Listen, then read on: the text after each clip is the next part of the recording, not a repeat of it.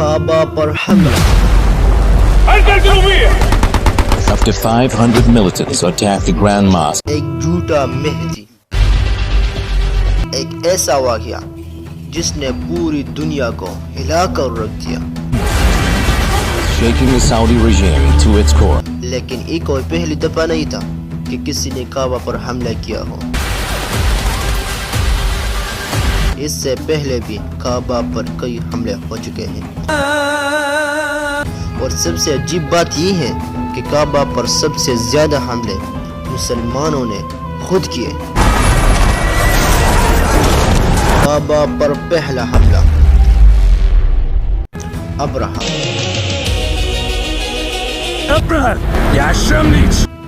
سن لو، میں تم سے بات کر رہا ہوں. تم نے طاقت دیکھی تھی، تم نے ہاتھی دیکھے تھے، تم نے لشکر گنے تھے، تم نے کہا تھا میں کعبہ گرا دوں گا. ابرہہ، کیا تم جانتے ہو تم کس گھر کو للکا رہے تھے؟ یہ انسانوں کا گھر نہیں تھا، یہ اللہ کا گھر تھا. تم مکہ کے قریب پہنچے، لوگ ڈر گئے، شہر خالی ہو گیا. مگر سنو، اللہ نہیں ہٹا. آسمان سے پرندے آئے، تمہاری طاقت، تمہارا غرور سب ختم ہو گیا. ابرہہ، تم مٹ گئے، مگر کعبہ آج بھی وہی کھڑا ہے. کعبہ پر دوسرا حملہ.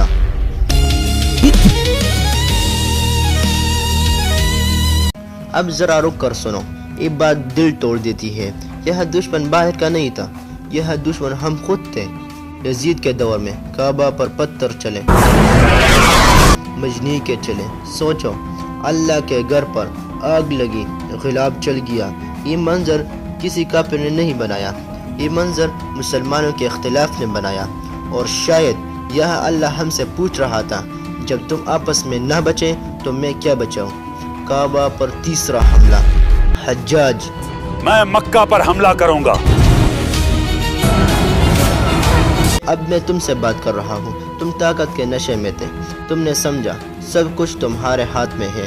تم مکہ پر چڑھ آئے، تم نے پتھر برسائے، تم نے عبداللہ بن زبیر رضی اللہ عنہ کو شہید کیا. حجاج، تم نے جسم گرائے، مگر سن لو، کعبہ نہیں گرا. تم چلے گئے، تمہاری طاقت ختم ہو گئی، مگر کعبہ وہی کھڑا رہا. کعبہ پر چوتھا حملہ. اب سنو، یہ سب سے باری لمحہ ہے، کرامتا. میں تم سے بات کر رہا ہوں. تم مکہ میں داخل ہوئے اور تم نے وہ کیا جسے سن کر دل کام جاتا ہے. تم نے حجر اسود کو کعبہ سے جدا کر دیا. ذرا تصور کرو، وہ پتھر جسے نبی کریم صلی اللہ علیہ وسلم نے چوما، 22 سال، ہاں پورے 22 سال کعبہ اپنے دل کے ٹکڑے کے بغیر رہا.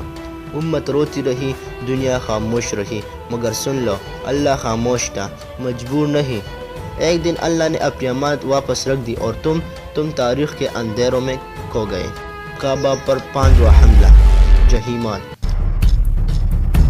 اب تم سنو، جو آج کے زمانے کے ہو، 1979 کوئی پرانی بات نہیں.